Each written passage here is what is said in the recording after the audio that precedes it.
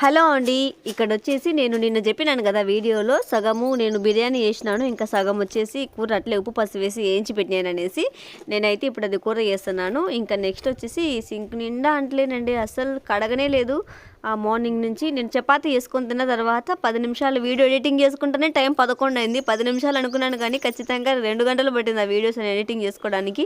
Next వచ్చేసి ఇక్కడ మా అత్త ఏం చేస్తుందో అని నేను వచ్చినాను అనమాట. ఏం చేస్తుందని రాలేదు. ఏం కూర చేయమంటావు? కూర అంటే చికెన్ చేసినాను కదా ఆల్రెడీ, దాంతో సంగటి చేయాలని అన్నం చేయాలని అడగడానికి వచ్చినాను నేను ఇక్కడికి. మా అత్త అసలు ఏం చేస్తాను అవుతా అంటే, నేను వచ్చేసి దానిలో ఏమనుకున్నా అంటే పెసర్లు అనుకున్నాను, వాటిని కాదంట మినువులంట.